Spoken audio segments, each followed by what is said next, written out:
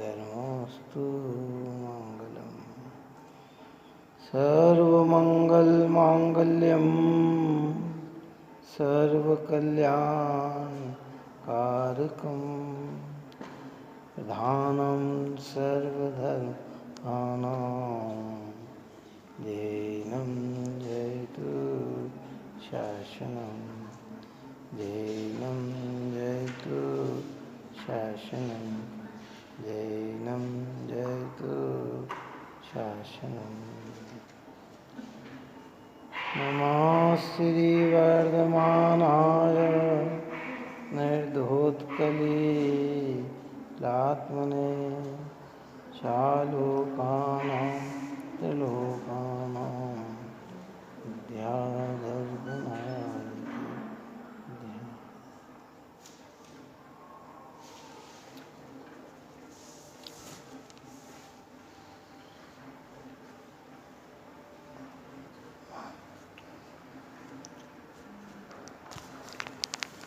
साधु समाधि भावना की चर्चा अपनी चल रही थी।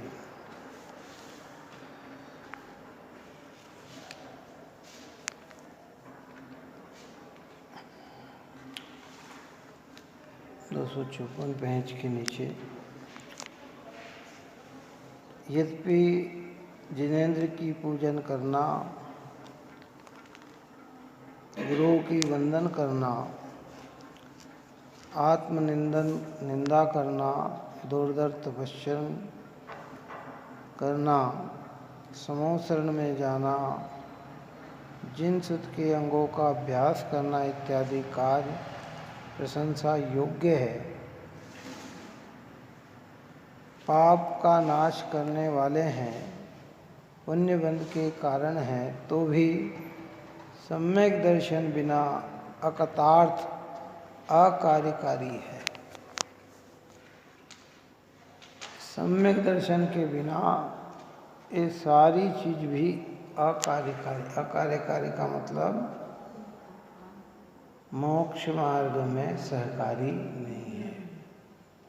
पुण्य तो बनता है,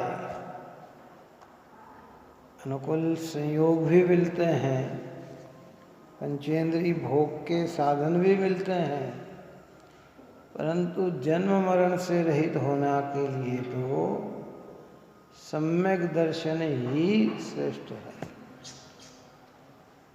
संसार की परिभ्रमण को नहीं रोक सकते हैं, और इससे क्या है कि कहीं संसार का परिभ्रमण रुकता नहीं है। अनुकूलताएं मिलती है, और ऐसी अनुकूलताएं मिलती है जिसमें लंबे समय तक भी अफाता दिखाई नहीं देती। लाखों करोड़ों अरबों वर्षों तक भी प्रतिकूलता किंचित पास नहीं आती है, लेकिन फिर भी जन्म मरण से रहित जीव हो पाता नहीं। जन्म मरण से रहित कर होने के लिए तो सम्यक दर्शन ही एक महामंत्र है, और इससे ही गारंटी मिलती है। सम्यक दर्शन की प्राप्ति हुई कि भव का अभाव होना प्रारंभ हो गया, और सम्यक दर्शन की प्राप्ति नहीं हुई है तो भव तो अनंत ही है। बस इतना है कि कुछ भव दया दान पूजा भक्ति व्रतशील संयम के परिणाम से अनुकूलता के व्यतीत तो हो सकते हैं। स्वर्गों की प्राप्ति हो सकती है, भोग भूमि की प्राप्ति हो सकती है, नप रिद्धि मिल सकती है, राजा महाराजा बन सकता है, शरीर स्वस्थ मिल सकता है। ये सारी चीज तो उपलब्ध हो सकती है, लेकिन मोक्ष की प्राप्ति के लिए तो शिव को सम्यक दर्शन की ही आराधना करना पड़ती है, और सम्यक दर्शन होते ही भव का अंत होना प्रारंभ होता है। है ना समझ। अज्ञानी को अनंत भवों की और आत्मा के अविनाशी सुख की ख्यालता ही नहीं है, इसलिए वो बाहरी सुख को ही मुख्य करके इसी में लगता है और बाहुल्यता से जगत के जीव इसी को धर्म संज्ञा दे देते हैं, तो जीव उसमें ही संतुष्ट हो जाता है, सम्यक दर्शन की आराधना से वंचित रह जाता है। क्योंकि सारा जगत किसे सम्यक दर्शन कहता है बताओ? सारा जगत धर्म किसे कहता है ये बताओ? तो सारा जगत बाहरी चीज को धर्म कहता है। तो इसके मन में भी संतुष्टि आ जाती है कि हो मैंने धर्म कर लिया, या यही सोचता है तो कि मैंने मेरा धर्म हो गया, अब तो मेरा कल्याण हो जाएगा। कल्याण का अर्थ भोग का अंत नहीं मानता है। कल्याण का अर्थ 5 इंद्रिय के भोग और शरीर की स्वस्थता और अनुकूल साधन मिल जाए, बस इसी में अपना कल्याण मानता है।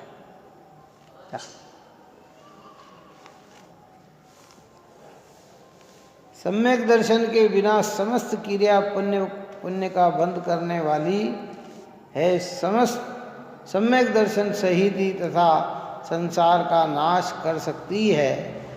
यही बात आत्मानुशासन में कहा है। आत्मानुशासन ग्रंथ में इसी बात को आचार्य गुणभद्र स्वामी, है ना, गुणभद्र आचार्य का आत्मानुशासन रचा गया है।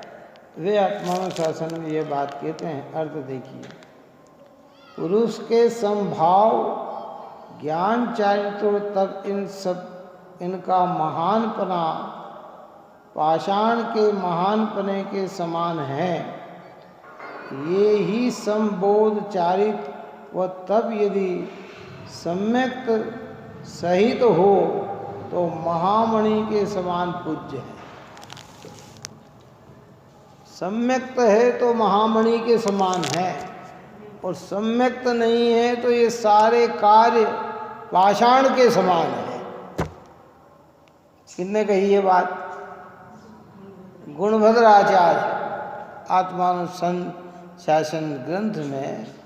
तो कहाँ से कैसी बात कह देते हैं आचार्य भगवान? देखो सही भाई क्या कहते हैं, देखो फिर सुनो। पुरुष के संभाव का मतलब क्या? कषायों की मंदता का परिणाम। ज्ञान और चारित्र शास्त्रों का ज्ञान और बाह्य आचरण रूप चारित्र और बाह्य तप, इनका महानपना पाषाण के महानपने के समान है। ऐसा है इनका महान, बड़ा भारी पाषाण है। इतना बड़ा पाषाण दिख रहा है, शिला दिख रही है, प्रशंसा तो होती है, लेकिन उस पाषाण की महानता नहीं होती है, उसकी महिमा नहीं होती है। वो महिमा अगर होती है तो कहते समबोध चारित्र व तप यदि सम्यक सहित हो तो महामणि के समान पूज्य है। आजकल तो पाषाण की भी कीमत हो गई। कहाँ हो गई लोक व्यवहार में? पुराने समय में नहीं थी।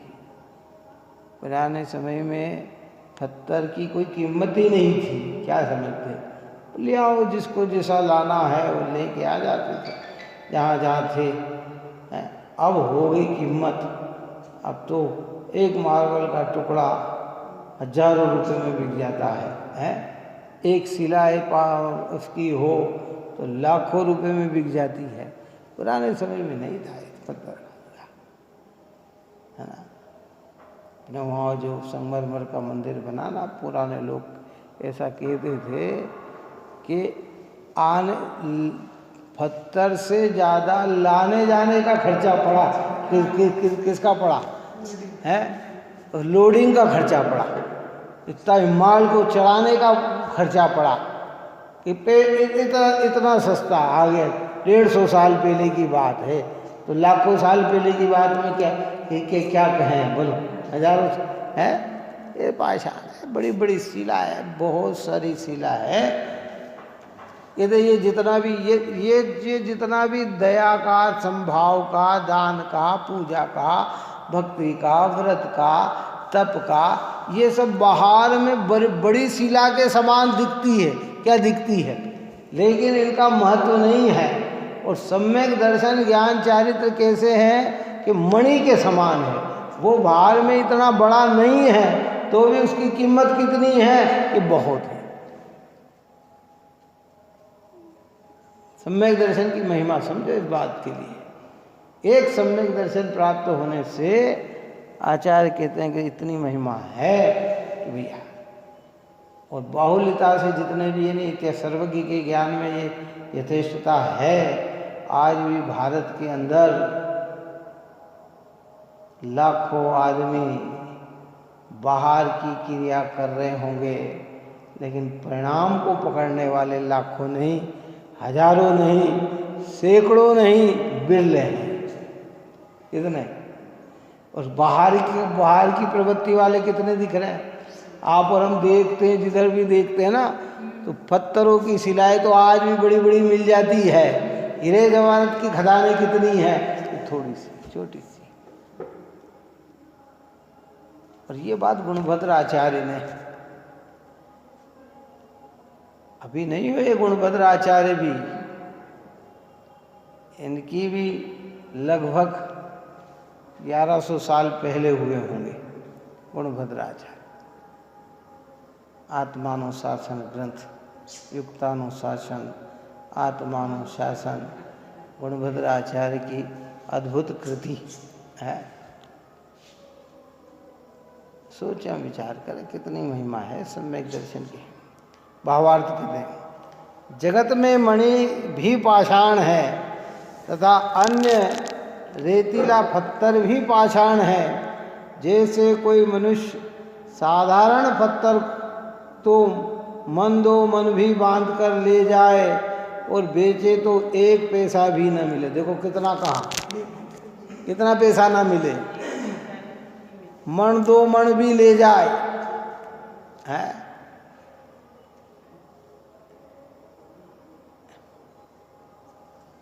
आजकल तो बालू रेत भी 120 रुपये क्विंटल। कितने?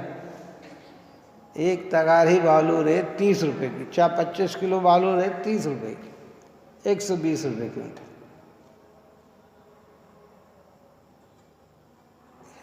तो इतना ले जाए तो एक पैसा नहीं मिले, और इतना रत्न मिल जाए तो ये पैसे इतने मिले कि भरा ही नहीं। आपका पूरा घर भरा जाए, कितना जगह खाली नहीं मिले, इतना पैसा आ जाए तो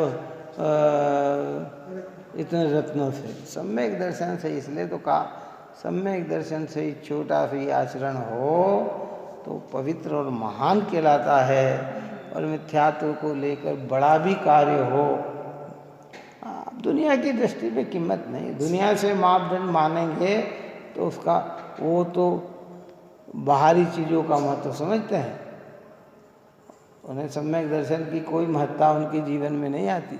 उनको जितनी महिमा आती है, बार बार की आती है, जो स्वयं के भी पकड़ में आती है, दूसरों को भी पकड़ में आती है, बस उसकी। और भोले प्राणी ऐसे होते हैं, चापलूस पुलुस ऐसे होते हैं कि उसको यथाविधि नहीं बताते हुए उसको मोक्ष का कारण कह देते हैं। तो जीव, ये तो आचार्य की और विद्वतों की एक ऐसी महानता रही है कि तत्व ज्ञान के बल पर उन्होंने स्पष्ट कह दिया कि तू कितना ही कर लेगा, जो पुण्यबंध का कारण है वो मोक्ष का कारण नहीं, और जो मोक्ष का कारण है वो पुण्यबंध का कारण नहीं। आश्रव से बंध ही होता है, संवर्ण निद्रा नहीं, और संवर्ण निद्रा से कर्म छूटते ही हैं, बंधन नहीं होता।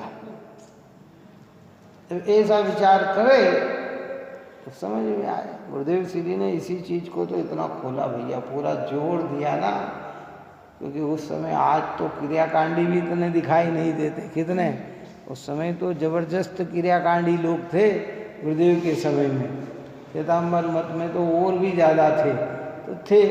तो उन्होंने उन जीव को उभारा और तत्व ज्ञान की प्रेरणा दी कि खाली तुम्हारे ये करने से, और उनने अपनी तरफ से नहीं कहा, ये सारी बात कहाँ से कही कि आगम प्रमाण कही। अब ये युक्तानुशासन कोई अपन ने थोड़ी रच दिया, गुरुदेव श्री ने थोड़ी रच दिया, ये तो कहाँ का है, आचार्य की परंपरा का है क्या।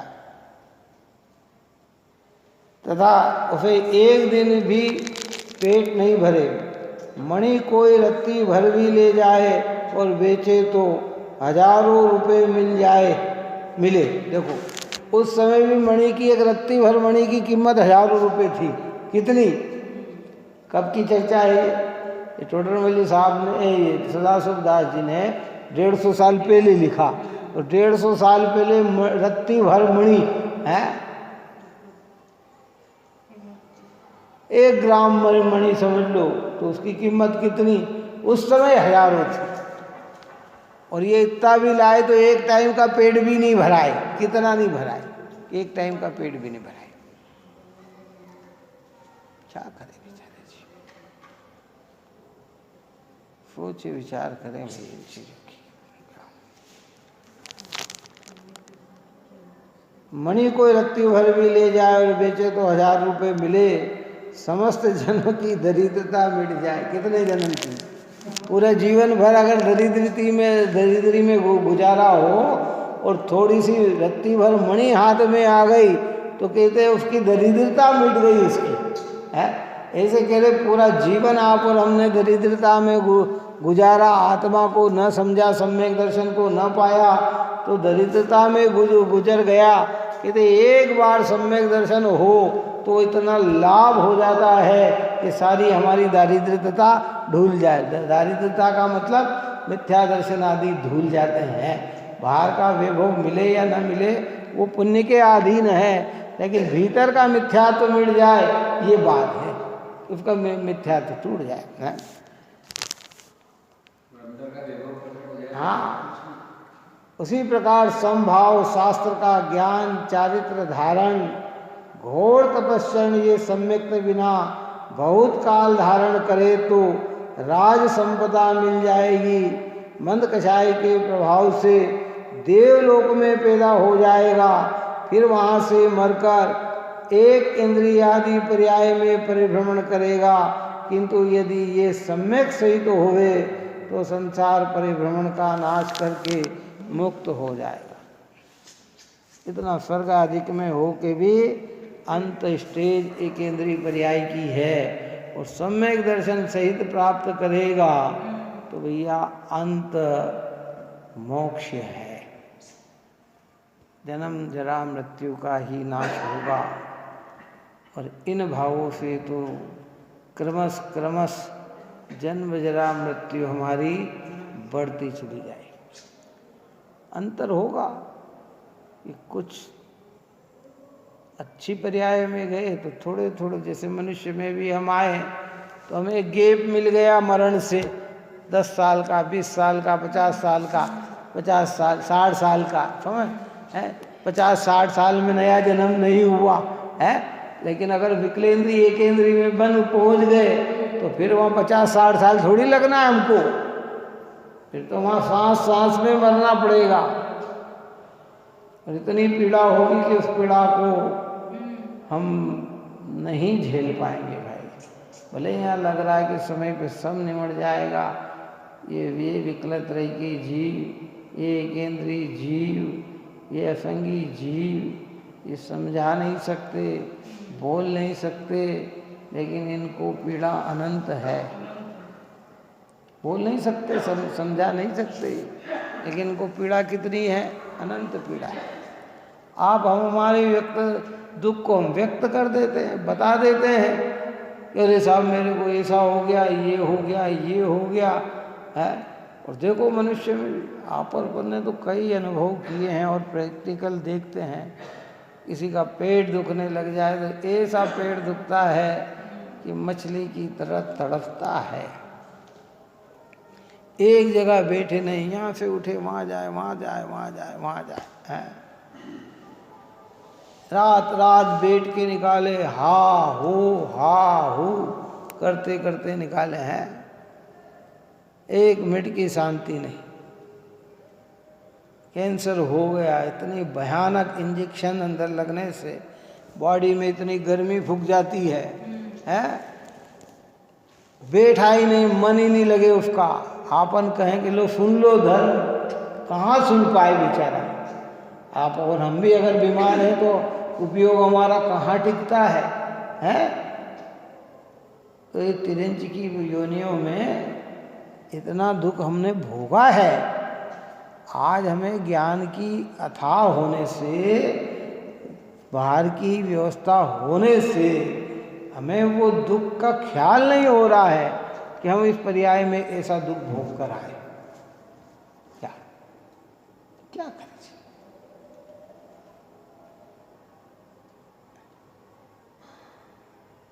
कुछ रोज पहले भी एक जीव करंट से चिपक गया, गिर गया, आधे मरे के समान हो गया, आधा मरा आधा न मरा, उड़ नहीं सका। हजारों लाल चींटियों ने घेर लिया उसको। अब सोचो उसकी पीड़ा कैसी होगी। हमें एक चींटी काटे ना तो कैसी पीड़ाएं होती है। हम तो एक झटके में जहाँ काटे एकदम यूं कर लेते हैं तो प्राण उसके खत्म, किसके, है ना। हाँ, लेकिन वो जो वहाँ उसको जो चिपक 20 मरी, आधी घायल पड़ी हुई है, चींटियों ने घेर लिया उसको। कसारी उल्टी हो गई, चींटियों ने घेर लिया उसको। और एक दो की चींटियाँ नहीं, लाखों हजारों चींटियाँ एक साथ घेर दी। तो वो पीड़ा कितनी खतरनाक होती है। नरकों की भूमिका का स्पर्श करते ही ऐसा लगता है कि मानो हजारों बिच्छू ने एक साथ डंक मारा हो।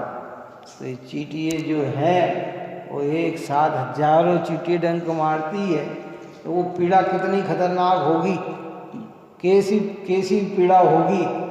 अगर आप और हमारे ओरिजिनल ज्ञान में वो पीड़ा आ जाए ना तो हमें ऐसा लगे कि धिक्कार है संसार को, जितनी जल्दी हो इस संसार से हमें छूटना चाहिए। कैसी पीड़ा है, कितनी है, क्योंकि हम समझते नहीं हैं। इसलिए यहाँ कितने उत्कृष्ट भरे शब्दों में कहा कि भाई इस सम्यक दर्शन बिना बहुत काल धारण करे तो राजयोग संपदा मिल जाएगी। मंद कषाय के प्रभाव से देवलोक में पैदा हो जाएगा, फिर वहाँ से मरकर एक इंद्रिय आदि पर्याय में परिभ्रमण करेगा। फिर क्या करेगा, वही करेगा। वो संसारी जीव की एक आदत है, आप और हमारी भी आदत है। कोई भी कार्य हम करते हैं तो कुछ दिन, कुछ महीने, कुछ साल ही वो कार्य अच्छा लगता है, उसके बाद तो फिर दूसरी चीज़ अच्छी लगने लग जाती है।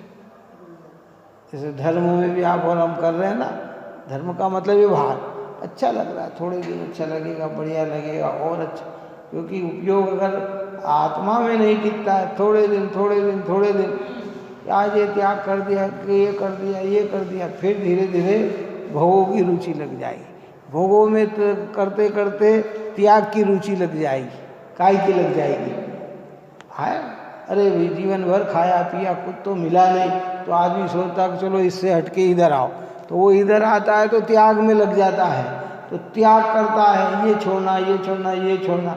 अब भोग में भी आत्मा की पहचान नहीं थी और त्याग में भी आत्मा की पहचान नहीं है, तो उस त्याग के प्रभाव से कुछ दिन पुण्य का चला गया और फिर जाकर क्या हो जाता, फिर मस्त हो जाता। क्या संसार की रीत है ना ये, क्या करें।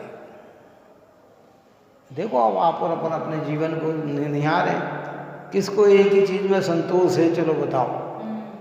व्यवहार में कहते हैं अब, और ये तो उम्र छोटी है, वही चीज़ अगर करोड़ों वर्षों के लिए मिल जाए तो। मैंने तो अभी कहा ना कि 10-20 साल 25 साल में कितना बड़ा भारी परिवर्तन आया बताओ। और आने वाले 15-20 साल में क्या होगा। पहले तो बाहर का भेष परिवर्तन, नई नई ये चीज़ आने में 5-5 10-10 साल लग जाते थे। कितने लग जाते थे? कोई चीज़ चली तो 10 साल तक वही चीज़ चल रही। अब तो हर साल बदल रही है। एक ने ये नहीं करी तो दूसरे ने वो चालू कर दी, तो वो पुरानी गायब, ये चीज़ नहीं। और इसमें सब लोगों के स्वार्थ भी अपने अपने छिपे पड़े हुए हैं, क्योंकि एक ही ड्रेस को पहने तो सालों चल सकती है। अब वो ड्रेस चेंज हो गई तो 4 महीने 6 महीने में ही बदलना है उसको, कितना है। तो दुकानदारों का अपना दुकान भी चलता रहता। आभूषण में भी नई नई डिजाइन है, इसमें ये तो पुण्य पाप में भी ये सही चल रहा है क्या। हाँ, सम्यक बिना जो सम्यक सहित होवे तो संसार परिभ्रमण का नाश करके मुक्त हो जावे। सम्यक बिना जो मिथ्या दृष्टि है वह जिनराज की पूजन करे। देखो ये मार्मिक बात है और ये बड़े अक्षरों में लिखा गया है। इसमें जो अक्षर है ना, इसमें सारभूत को अक्षर है। ये क्या लिखा? सम्यक दर्शन बिना जो मिथ्या दृष्टि है वह जिनराज की पूजन करे, निर्ग्रंथ गुरु की वंदना करे, समो शरण में जाए, जिनागम का अभ्यास करे, उत्कृष्ट तप करे तो भी अनंत काल तक संसार में ही निवास करता रहेगा। कहाँ निवास करता रहेगा? जो विमानवासी हूँ थाय, सम्यक दर्शन बिन दुख पाए, और ताते चै था वर्तन धरे, और यो परिवर्तन। ये संसार की दशा है। अनंत काल से कर रहे हैं आप, और हमने कितने ही किया ना। भव भव में जिन पूजन कीनी है, दान सुपात्र ही दीना, भगवान के समो शरण में गए हैं, सच्चे गुरु के वचन सुने हैं, दान आदि सारे कार्य किए, लेकिन सम्यक दर्शन नहीं किया तो फिर भी हम संसार में भटक रहे हैं। तो ये जिनेंद्र भगवान, जिनवाणी माता, निर्ग्रंथ गुरु हमें कह रहे हैं ये कार्य बंद करना, ये नहीं कह रहे हैं। जो कर रहा है वो तो करता रहा, पर साथ में महिमा तुझे सम्यक दर्शन की आना चाहिए। अरे सम्यक दर्शन की बेरा है। इसलिए एक भजनकार ने उसमें लिखा कि धिक धिक जीवन सम्यक बिना।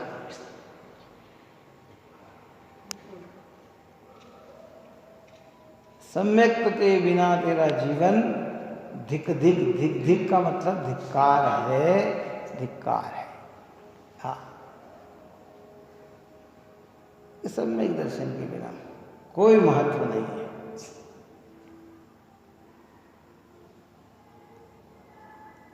दया दान व्रत सुत पूजन मोक्ष मार्ग में एक न गिना। ये मोक्ष मार्ग में एक भी गिनने में नहीं आते। ये सम्यक सहित है तो ये मोक्ष मार्ग कहलाता है, और सम्यक सहित अगर नहीं है तो कोई नहीं कहलाता। क्या ऐसी बात यहाँ कही है। आगे अपन बात और करेंगे। आप और हम सभी निरंतर ऐसे पवित्र जिनवाणी माता के निकट रहकर अपने परिणाम को निर्मल बनाए, यही मंगल हो।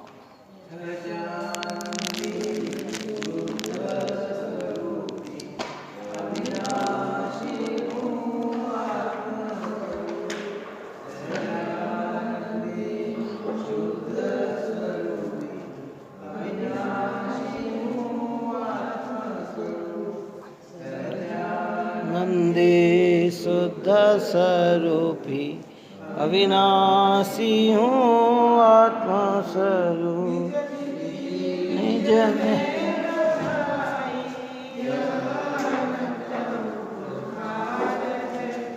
उसके लिए जिनवाणी माँ को वंदना सतबारे, वंदना सतबारे।